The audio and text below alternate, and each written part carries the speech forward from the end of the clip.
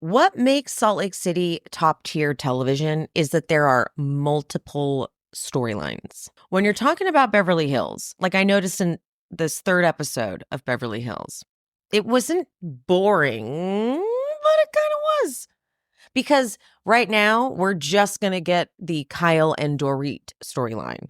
Next week, we get a little hint of Garcelle and Dorit getting into their thing from the preview. That's all I saw, so I don't know how much they do get into it. But there just aren't a lot of inner workings in the group. However, you go to Salt Lake City and you need like a graph with arrows and symbols to explain all the various moving parts that are happening in the cast. It's just incredible TV. That last scene that ends with Meredith kicking Angie out with security. I mean, this is cinema. It is cinema. Okay, I'm going to get into that. First, I'm going to do Beverly Hills because I have less to say, but still a good amount.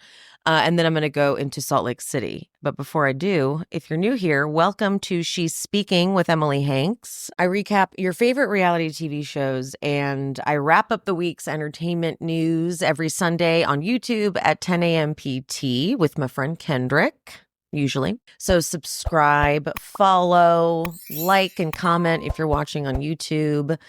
Okay, let's do it.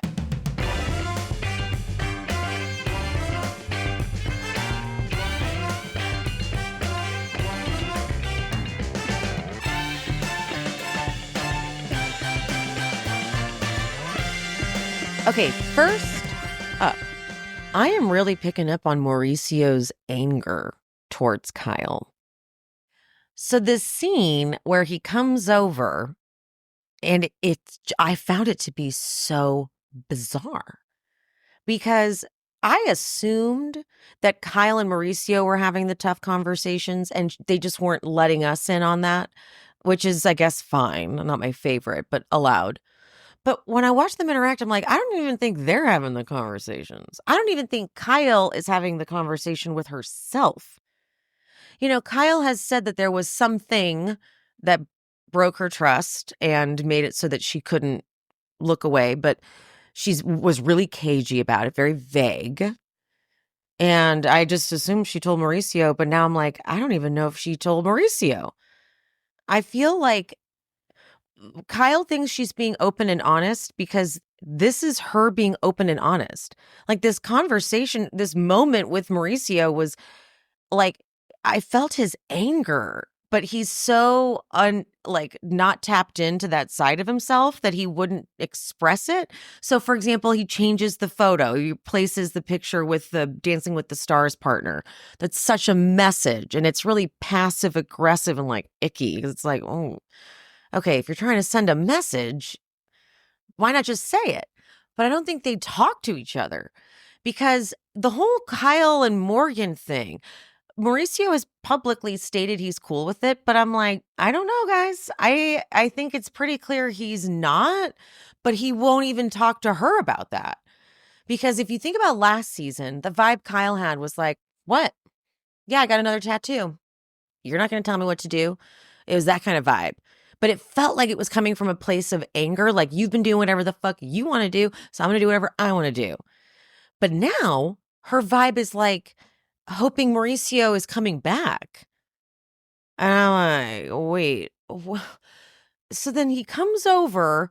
They don't discuss what she wants to discuss, or what I don't even know if she knows she wants to discuss it. I've never seen someone so not tapped into themselves and what they really want.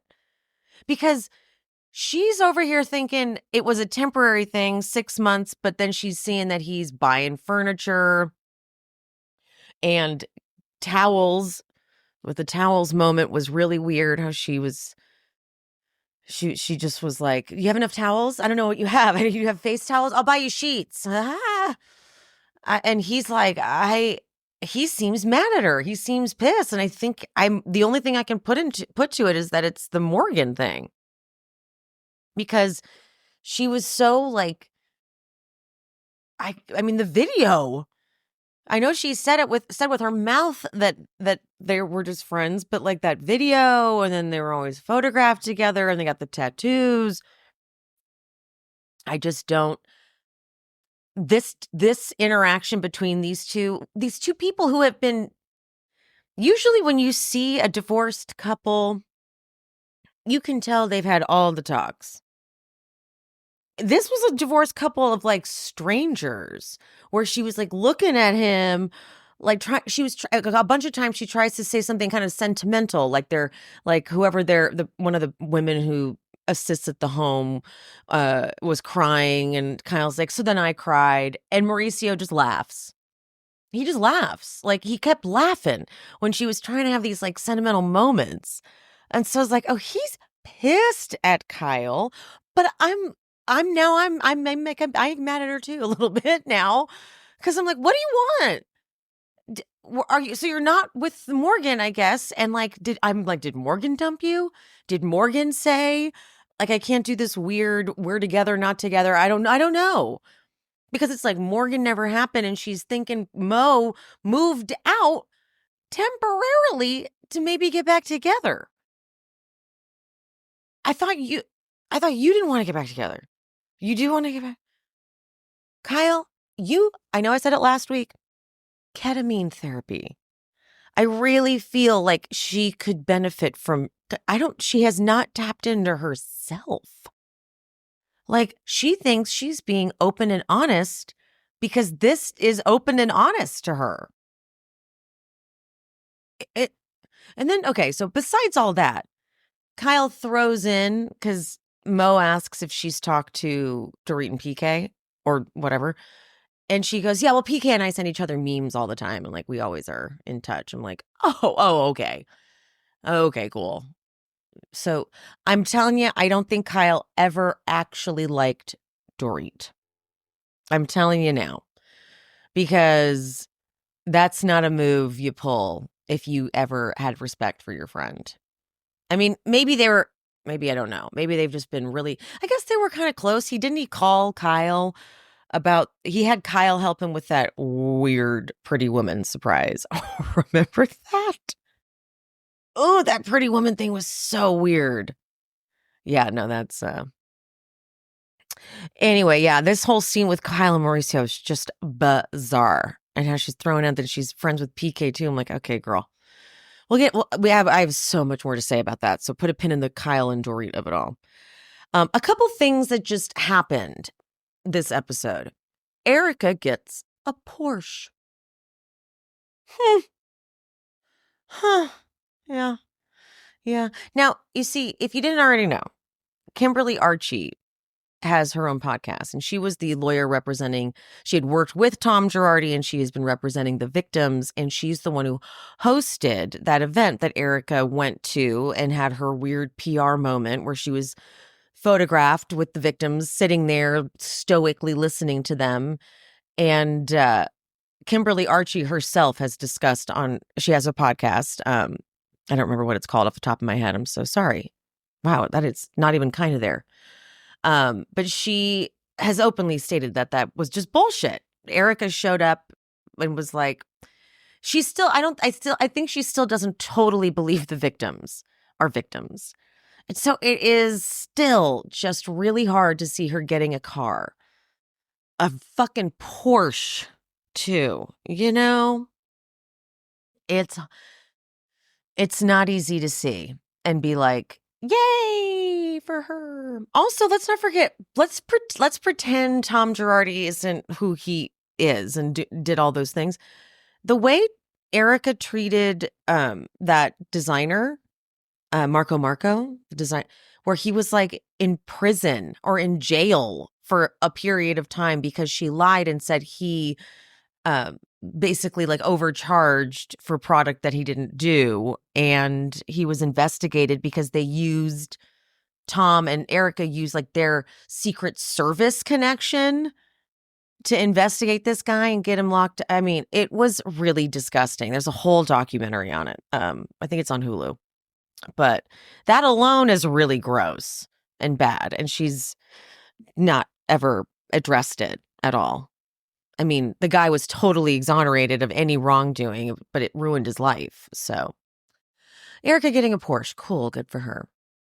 Kathy decides to deliver invitations door to door. She's hosting the Oceanside trip. Now, let me just say, I was like nervous that Kathy Hilton was driving around. Going from Hancock Park to Encino is not an easy task. It's not quick either. So I was like, I don't know why, but I was like, is Kathy allowed to drive this distance? I feel like Kathy Hilton and driving I don't feel safe with Kathy behind the wheel, but I suppose she does drive quite a bit. I loved Kathy hosting this like fancy, let's all gather here before we go out of town or get in the party van. I loved that. So chic. Kyle shows up with $76,000 in handbags. She puts like one smaller one inside another one and inside and so forth. And it's over $76,000. I'm dead. Okay. Oh, Jennifer Tilly. She also arrives with a Louis Vuitton boat that costs over $33,000. That's right. But now let's get into Dorit and Kyle. Dorit is now saying, what Kyle has iced Dorit out for are the examples of after Kyle's fashion show where Dorit did have to come in and save Kyle from herself.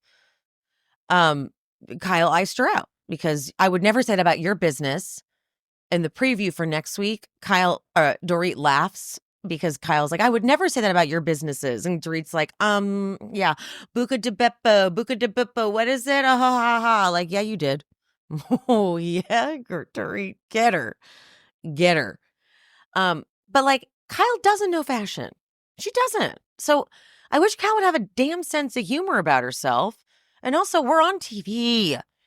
Everything cannot be so careful. Like, you got to be able to talk and say some shit. But Kyle is so sensitive. And the other reason is that at one point, I don't remember why Dorit took Erica's side in Aspen. I don't even remember why Dorit was involved in that. Like, what even would it be? I think it was, from my recollection, Kyle had gotten so drunk during the day that she was just like not computing what was going on. And honestly, that's what that was, in my opinion. But anyway, Kyle iced Dorit out for seemingly like siding with Erica. And that's also like, well, but why are you icing her out for that? You're punishing her every time she goes against you on camera. Like, hello. And then the other time, this is at least the times that Dorit mentions, she says after the reunion with Kathy. I don't know if what there is to save in the friendship for Dorit, but I feel like I don't. Has she apologized? Has Dorit done the like, I'm sorry? I think she did. She did apologize for the Kathy thing. She thought she was helping. But like Kyle not letting these things go and like remembering them as such slights. It's odd too, because then you've got Kyle not giving it to Erica for a lot of parallels. So season 8, when Kyle, LVP, and Dorit have their like issues or whatever, now I'm seeing a lot of parallels in this situation with Kyle and Dorit and like kind of how Erica's getting pulled in, because at the dinner, Dorit points out Erica also thought that text message was manipulative that you sent me before the reunion. How come you're not mad at her? Well, she apologized.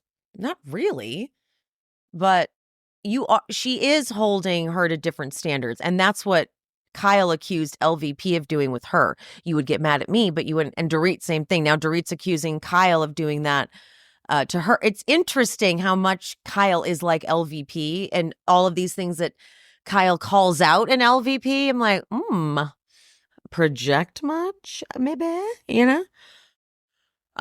Okay, but put a pin in that for now, because we're going to come back to the fight, because the fight's really funny. First, Kathy hosts this lunch on the beach. And oh my God, it was gorgeous, this lunch on the beach. Dorit, though, is like whispering to Bose. Well, Bose asks her, like, are you okay? And Dorit's kind of whispering that PK has moved into an apartment and didn't tell her. Now, in the after show, Dorit says that PK, she had even been helping him look for apartments. And then suddenly he just didn't talk to her and did it. I guess she said that her wanting to talk about the apartment was what led to him completely cutting off communication. Because as Dorit says, when he said we wouldn't talk 5 times a day, I didn't think that meant we'd not talk at all. Okay. She didn't know also that he went straight from her trying to get him to tell her about the apartment to going and signing the lease. Sir, you're trying to bring the kids there. Don't you think Dorit should know? And I guess now she will. But he's really testing her. He doesn't fucking like Dorit at all. It's kind of gross. I'm interested though in the after show. I know I can get there later, but Bose is very, very much parroting what Dorit says in terms of like Kyle and how Kyle handles things. It's like I see Garcelle clocking it. Like Garcelle even says, like, are we not privy to this conversation? Like, are we not allowed to be involved? And what she's clocking is that Dorit's kind of hogging the new girl. And it seems like it worked because Bose is saying shit about Kyle. I'll get to it later, but she says shit about Kyle that's like, oh, that's just straight out of Dorit's mouth. I wouldn't imagine Bose would be that type. But I guess she kind of has been sucked into Dorit's vortex a little bit. Anyway, when Garcelle's like, are we not allowed to hear this conversation? Erica kind of gently is like, well, Dorit's going through it with PK, which kind of gets them on the topic of divorce. And then Erica's confessional. And this brings me to another very important topic. She goes, Tom got so bad. I can't even tell you what he said. I'll never repeat it. It's that bad. Now, okay, remember what she said? I don't know if you guys saw this, but there was an Entertainment Tonight clip going around of how she says that she's annoyed that not everyone on her cast is open with what's going on in their lives. And she's talking about Sutton and Garcelle. Girl, you weren't open with what was going on in your life.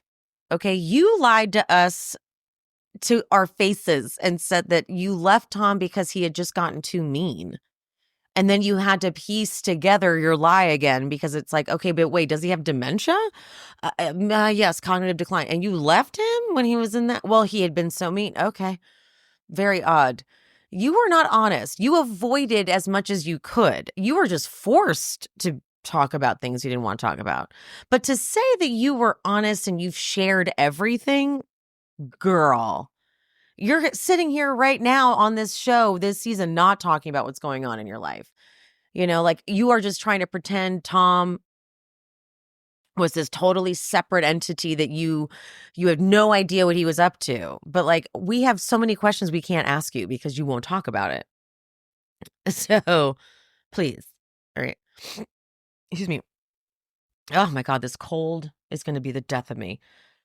Jennifer Tilly. I did not realize Jennifer Tilly's ex-husband was Sam Simon, who's the creator of The Simpsons. And then when they got divorced, she got a piece of The Simpsons. And she's like, we didn't know it was going to go on for fucking 100 years, but it did. And yeah, that's amazing. Kathy Hilton first she has him playing a relay thing, and then she has him playing Duck, Duck, Goose. I don't know, it's kind of creeping me out a little bit. It was kind of like, why are you stuck in this like very childish, and like her and Michael Jackson were really friendly. Like we're so close. It's like he was also stuck in a very childish, like arrested down there at like a very young level. It feels like it was just Duck, Duck, Goose. Why can't, once the relay race is over, just be done? I don't know. It was weird. But Dorit falling was incredible. A lot of fun.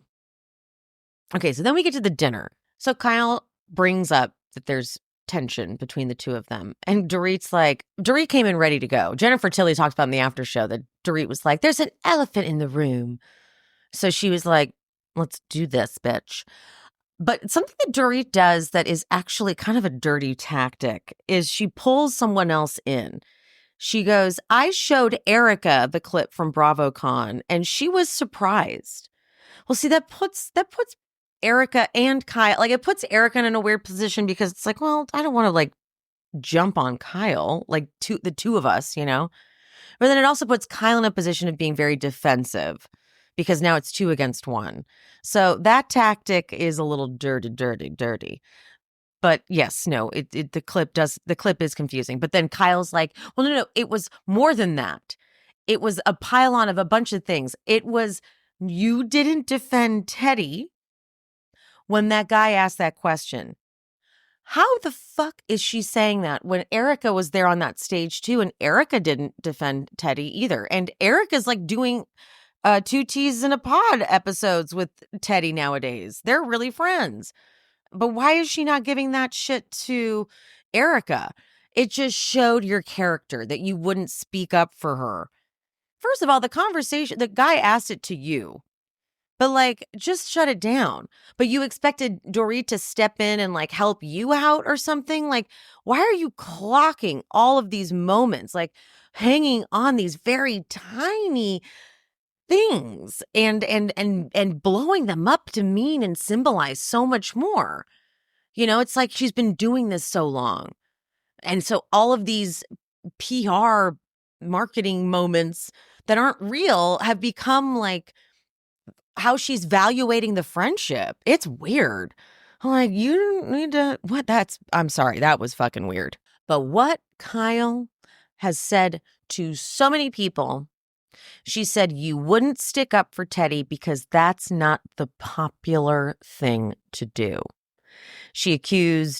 I think she accused Dorit of this before, and I think she accused LVP of this before, but I know she's accused one of them of this before, and it's such a weird exposing type of thing to accuse someone of, because it's like, well, you think that way, clearly. Like, that's how your brain worked because that's how you assessed that situation.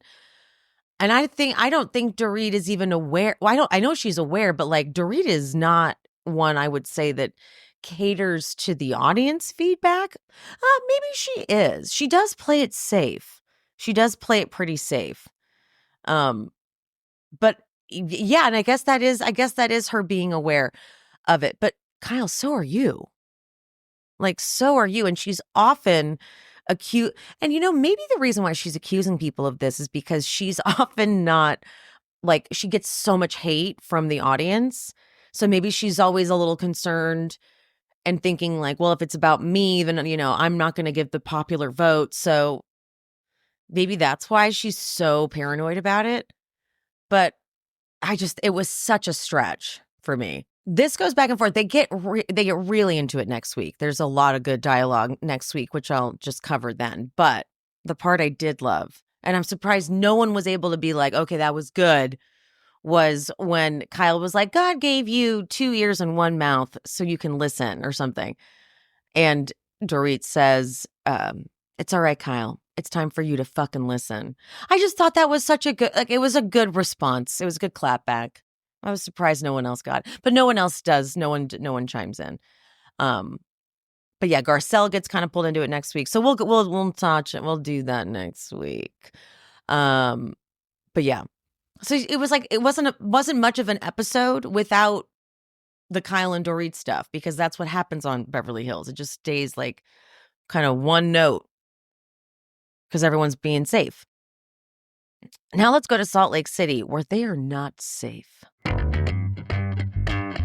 One might think that giving someone deodorant as a gift would be offensive, but if you were giving me Lumi whole body deodorant or anything in the Lumi line, I would be pumped. I have been yelling from the rooftops about Lumi whole body deodorant. Lumi was created by an OBGYN for all the places that odor just naturally forms on our body. We know about our underarms. We know about our feet. But what about our intimate areas. Yeah, body odor can happen everywhere. Lumi is clinically proven to block odor all day and control odor for up to 72 hours. So unlike certain traditional deodorants that try to mask odor with a fragrance, Lumi is formulated and powered by mandelic acid to stop odor before it starts, more like a pre-odorant. And now Lumi has sweat control, the same outrageously effective whole body deodorant I love with the bonus of sweat control. Lumi's starter pack is perfect for new customers. It comes with a solid stick deodorant, a cream tube deodorant, 2 free products of your choice, like a mini body wash and deodorant wipes, and free shipping.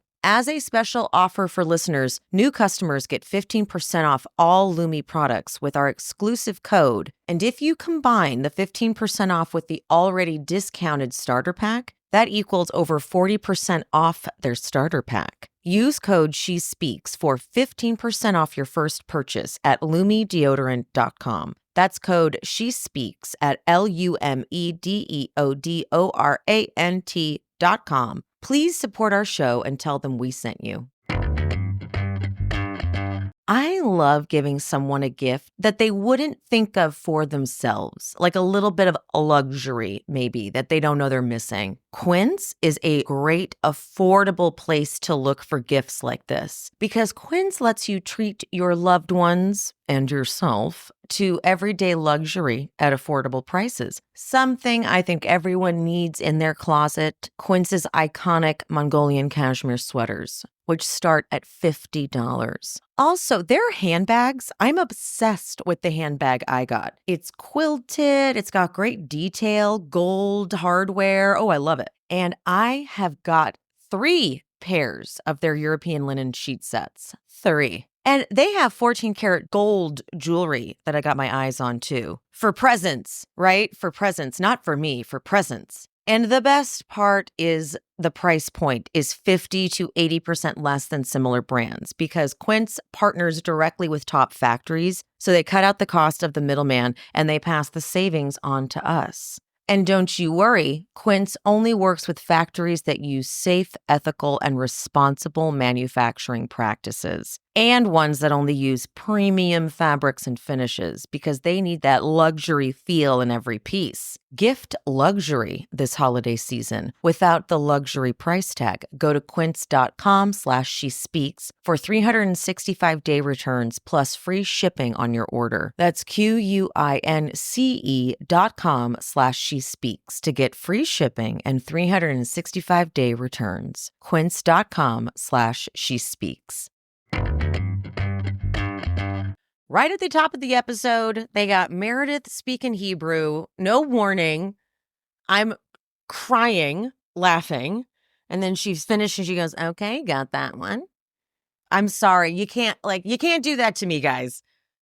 But Meredith has a new confessional look. It's this like furry halter top. I love it.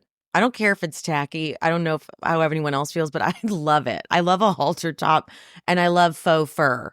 Love it. Loving it. I'm assuming it's faux. I would imagine. Heather arrives to this bat mitzvah looking like a country star meets soccer mom meets hippie. It's a lot. There's lace, there's sequin silver, there's white, there's curls with it's a lot. It's a lot. But then in walks like chic Lisa in all black and Whitney the same. But Whitney's hair is a mess. I don't know what the hell's happening there. And she's got dark eye and dark lip. And the red is just a unflattering color on her. Lisa looks good. Bronwyn, I love her outfit, but I was like, is this appropriate for a bat mitzvah? I don't know. I haven't been to a bat mitzvah since God, when was that? But Bronwyn in the 2-piece sequin thing, looked great on her for sure, but I was like, is that inappropriate? I don't know. But Whitney is mad at Bronwyn from camp, so she's not even talking to Bronwyn. But Bronwyn is aware of that, and it's kind of awkward because she's trying to get involved in Whitney and Brittany's conversation. They're talking about nails, and so she's like, what do you got going on over here? And they ignore her. And then Bronwyn tries to like bring the conversation over to Lisa. Like, do you do that? Do you do that with your nails? And Lisa says, no, it's a little bridge and tunnel. Maybe she's bridge and tunnel. But Bronwyn is awfully chummy with Brittany and Maylee because Angie and Whitney aren't talking to her. And now she's like, who else do I have? But Brittany tries to like read Angie, and it's really clunky. She's like, I think if she's accusing me of that, meaning like dating multiple guys, then maybe that's what she's doing with Sean. That doesn't even make sense. She's doing what with Sean? Cheating on Sean? What? That doesn't work. But Bronwyn is like feeding right into it. She's like, everyone's been telling me shit about the other because I, haven't gotten along with everyone. So I'm like the oracle. And Angie does like to do things for attention. And she says the scroll at Bezos, fair. Kick in the chair in Milwaukee, yep. Camp day, telling everyone to shut the fuck up. So she's savage at this point. Like, this is all that needed to happen. That one fight with Angie, and like that's it. Bronwyn is fucking done. Which that's this is where I'm confused with Bronwyn. I'm like, what is your strategy? It's like, do you not like anybody? Do you not like any of these people? Not a single person? Because everyone, like, I don't know who you like. But I don't hate it. I think it's a cool tactic we've never seen, which is just like no alliances, just the truth. Boom. She likes Meredith, right? She likes Meredith. There we go. She likes Meredith and Mary. But she better not do this with Mary. She would never do this with Mary. But that would be amazing if she did it with Mary. It'd be amazing if she called out some sort of hypocrisy with Mary. Oh my God. But I would be afraid for her. I would. I'd be scared. We get this POV of the horse and carriage that Meredith is coming in on. And Meredith's confessional, I don't normally do things like this, but for my day, it's very special. Like, it was hysterical. It's a sleigh. Oh, yes, it is. Yes, it is. Okay, I'm biting my tongue, but this next part's kind of tough for me to say. So Lisa talks a lot about how she's Jewish by heritage. I can't say who told me this, but I've heard it from a couple people that they've done Lisa's, like they've tried to track like her Jewish heritage and they can't. I don't know why she would lie about that. I really don't know why she would lie about that. But when I saw this part with her saying she's Jewish by heritage, I was like, oh God. Uh-oh. So it might come out. But why would she lie about that? I don't know. All right. Mary arriving late was, yes, rude, but kind of the funniest thing that Meredith could have asked for. Like, she didn't know how funny it would be. First, they have the windows all blacked out for filming, right? Because they need it for light, because it fucks up the cameras when you got light coming in. But B, it's like privacy, and so Mary's trying to look in to like the black thing. So just the visual. It's a bat mitzvah. It's beautiful, of course, but like it's a TV show. So it's hilarious that you got Mary trying to look in and then he's so disruptive. And Meredith later in the after show saying, oh yeah, I wanted to stop and be like, do you need help? Like she was acting like she had no idea where to go. But okay. But then after the ceremony, Mary pulls I was a little confused because Mary pulls Meredith aside and she goes, I guess this isn't the place, but I've never had a friend who walked out of my house. I'm like, okay. But I think all Meredith had to do, which is what she finally did, was say, I'm sorry for hurting your feelings by leaving. Because then Mary gets to say, and I'm sorry I made you feel unwelcome, like you had to leave. And then they make up. Oh, perfect. Thank you. But I was wondering, I'm like, oh, is Angie not happy about that? Is Angie like, no, don't you dare make up, please. Speaking of Angie, she pulls Bronwyn. So Angie starts with a compliment. Angie's like, okay, start with a compliment. Love your hair, love your outfit. And then Bronwyn goes, is step 2 an apology?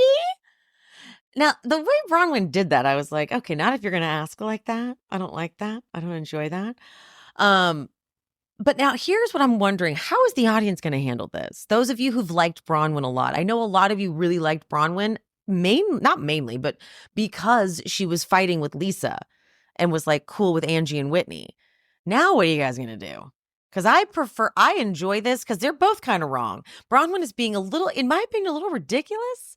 Like, oh, you owe me such an apology. You will apologize to me for saying shut the fuck up. You will, in my face. Like, well, she wasn't in your face technically, because just so we're clear. But it's like she's being a little. Everything very much offends Bronwyn. And she's quick and she remembers why she's good with her words, but like everything really does like piss her off, and like she remembers it, like, you know. But then Angie has a tendency to say and do things and then literally pretend like she didn't. So she's like, I mean, I guess I owe you an apology. But then Angie always reaches and deflects and kind of goes too far. But then it's like she just doesn't remember saying anything and like acts like, I don't know what I did. Bronwyn's like, we both know that it is out of line for you to say, shut the fuck up in my face. And until I get an apology from you, there is nothing further for us to talk about. And so Angie goes like, it doesn't seem like it's going to be an apology. She goes, so does it make you feel good if I said, I'm sorry I told you to shut the fuck up? And Bronwyn's like, Angie, that's not an apology. I'm not going to do this with you. And Angie in her confessional's like, Bronwyn, if someone apologizes to you, accept it. It's like, what were you were apologizing? Were you saying, I'm sorry that I told you to shut the fuck up? But then Angie goes, oh, come on, don't walk away. That's cheap. And then Bronwyn goes, oh, so now I'm cheap? What else, Ange? Girl, relax. Much, but Angie will take it wherever you want to take it. Okay. Angie's like, you put me in a bad position. You tried to make things worse with me, Heather, and Lisa and Whitney. And you're inserting yourself in Brittany's relationship. And then Bronwyn can't. She goes, you're the one who said she's fucking 10 guys at once. Angie will keep hanging her hat on this technicality, which is true. She goes, who said 10? I said 3. Fair. There is a difference. There is. Okay. So she allowed. But because Bronwyn's like, and that's so much better. I'm like, no, well, because she literally said she was dating 3 guys. That's the only reason, but still. But then here comes Angie. You think you're funny with your fucking jabs? You're mean. You do things to hurt people in social settings. In social settings? What does that mean? And then Bronwyn goes, your language was out of control, over the top. And then here comes Angie again. You say shit. You say dick. I'm not going to ride your fucking dick. You're fucking crass and disgusting. I don't talk about riding anyone's dick. You have crass, nasty language and you're offended? Ridiculous. She said dick one time. You say dick this, dick that. I don't talk about riding anyone's dick. Fuck offends you when you say dick every 5 seconds? She doesn't. She said it one time. Fuck. But then Todd comes up. And I was like really grossed out with the way Angie shifts into like kissing Todd's ass. She's like, oh, here comes your better half. Your much better half. He's trying to be nice because he's like, okay, ladies, let's take a breath. Can I get you another glass of wine? And Bronwyn's like, you don't need to bring somebody a glass of wine who calls me a liar. And you can't dare to look me in the face and apologize to me. And she goes, I said I'm sorry. I told you to shut the fuck up. Oh, okay. You want another bullshit apology for Todd? Go for it. Okay, I haven't heard a single one out of you. She walks away. Now, this is the tense moment we saw in the trailer. And actually, it seems like he's going over there to try to apologize to Bronwyn because she's mad that it seemed like he was coming over to be nice to Angie. Which it seemed like she was. This felt very uncomfortable though, because she was like all heated and then she got really uncomfortable because the bartender witnessed it. And at the end, she's like apologizing to the bartender. Sorry you had to witness our therapy session. But it wasn't what I thought from the trailer. It kind of made it seem like he was just being mean, but she's upset because he walked up and seemingly made it seem like, you know, I don't know. And she perceived it that way. But anyway, Angie pulls Mary over to be like, oh, do you do exorcisms? Which I find interesting because I know Mary likes Bronwyn. But then Whitney pulls Heather to talk about Bronwyn at camp day, which Heather's like, it's fine. Like, I'm not even, like, I don't fucking care. A producer, though, clearly told Lisa to walk over to this conversation because they're talking, and then up comes Lisa and she goes, what is happening? I swear a producer was like, you need to get over there. They're talking about you, or something like that. Because Lisa comes up ready to fight, but Whitney's like, I was just in the middle of talking about how Bronwyn is like a liar and twisting things. But then Lisa can't, Lisa with her, you lie. I'm like, if you fucking say lie one more time. Okay. So then they decide, let's bring everyone together and ask everyone in the same area. So Lisa suggests bringing Bronwyn over and Angie over. And so Angie comes up and Whitney goes, Ange, did I say anything bad about Heather? And Angie goes, no, Bronwyn twisted it. And she was, you were trying to be kind. And Brittany's walking up with Bronwyn because now they're friends for 5 seconds, literally. And Brittany's literally wrapping her arm, like arm in arm with Bronwyn. Like, we're friends. We're in this together now. And she goes, Angie, you do say things to be dramatic. And then Angie responds and goes, I've always been nice to you. And I'm like, but it's too easy, or you just, Angie, you just did the whole, you're fucking 3 guys thing, or you're doing 3 guys. And so what's her name already? Brittany is like, you called me a slut, basically. Bronwyn leans in to Angie and says, here, I'll be messy on your behalf. Brittany told me earlier she thinks you called her a slut because you are one. And she backs up that's right. And Angie starts going on and on. Oh, I'm a slut? You've got high body count hair, high body count dress, high body count. Lisa's laughing. Mary's laughing. I'm sorry, though. It's hard not to. It is.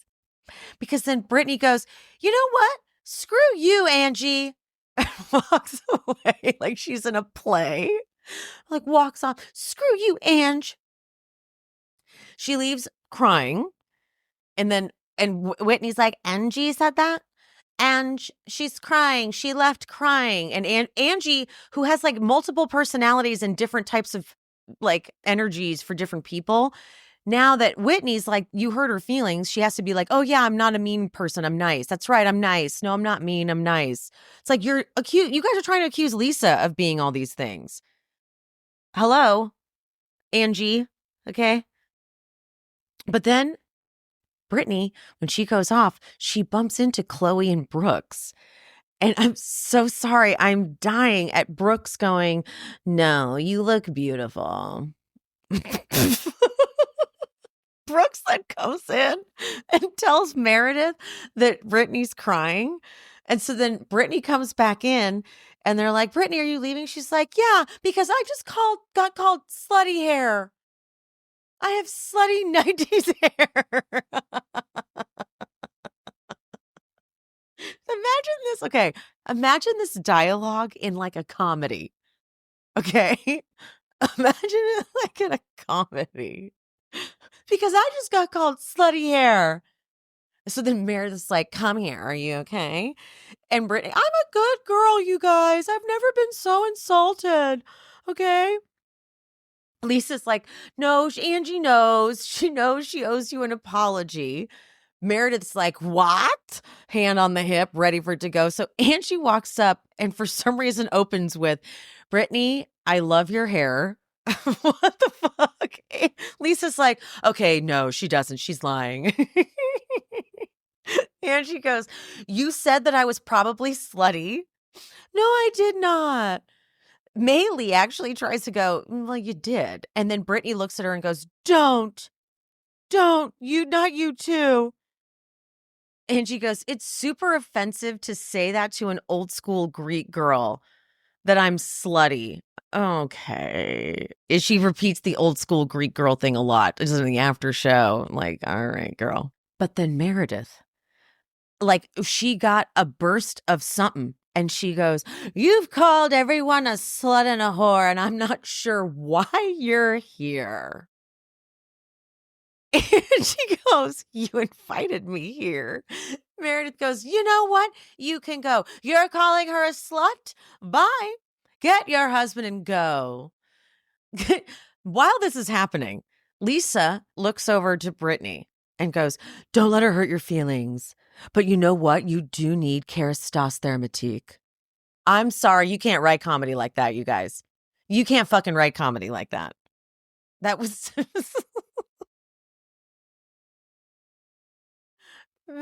Angie goes, "Okay, we're not playing this game, Meredith." And Meredith, "Oh, yes, we are. And this time I have security. Security, please escort her and her husband out. You can go. You're not welcome here.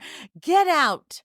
You disrespected her as a woman and you've done it to everyone. I'm tired of it."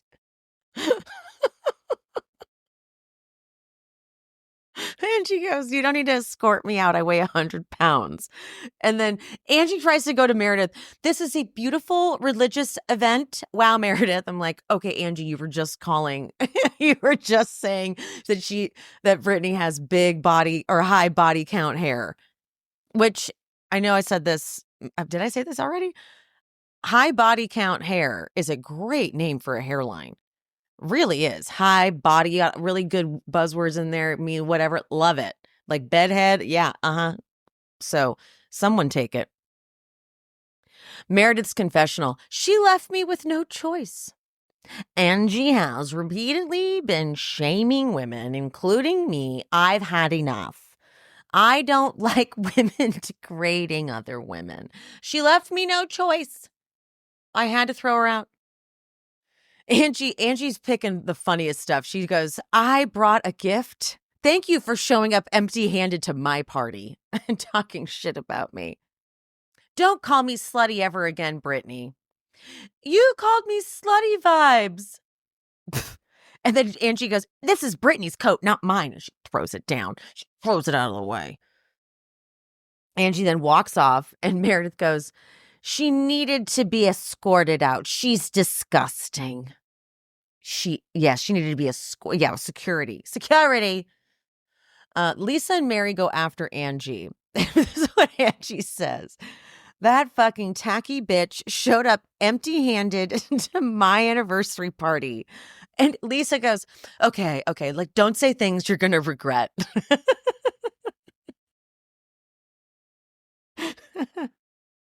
Lisa's confessional, though, is literally what I said last week.